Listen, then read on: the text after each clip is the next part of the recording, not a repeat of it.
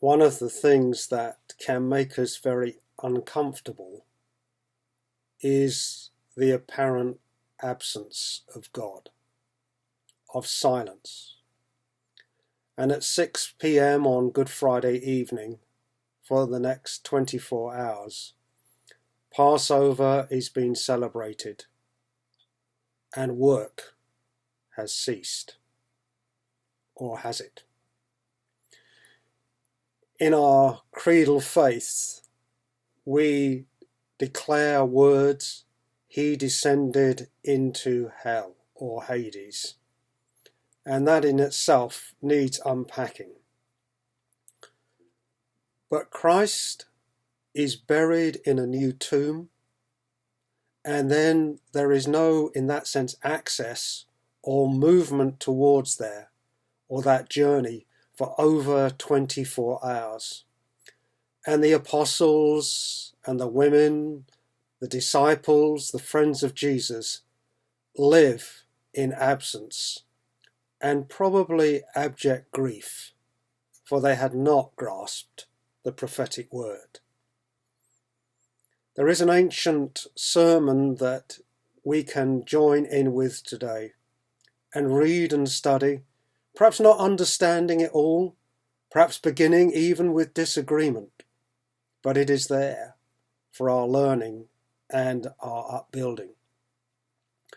And then in the evening of Easter Saturday, always after 6 o'clock, in many churches after dark, with fire and light, we begin what is called the Easter Vigil, another journey together in which our salvation history is read, right from Genesis through to the book of Romans and on into the gospel. The idea that God could be defeated by Satan, by sin, or even death is preposterous. It's not possible that Almighty God doesn't win out, for Jesus is the conqueror. And as our forebears knew, including the Emperor Constantine, by this sign conquer. Conquering of death came through crucifixion. There's also, in the reading of the scriptures, many psalms, our hymn book brought up to date. Another great moment in this service is this: either a renewal of baptismal vows. You see, our life is hidden with Christ in God. And in our baptism, we were buried. The old life received what it deserved, burial. So we thank God for our birth, but now we are living a new life from the new birth. So we all are invited to renew and understand this great grace that God gave us when in the sacrament of baptism, everything changed. At the same time, over the centuries, this is a moment when people are invited in to join the church. The church is the community of the resurrection.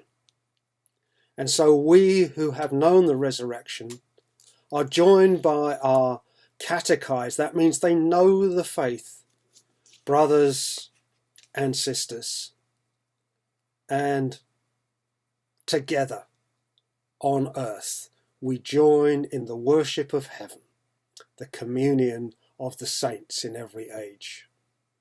Following that, of course, we come to that great thanksgiving.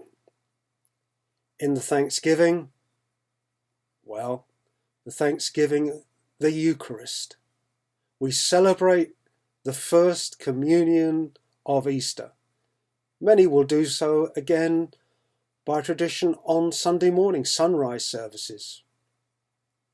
But what a better way to enter into Easter than to hear his word, renew in our baptismal covenant that which God has done for us and participate in the feast that is the feast of the Christian family.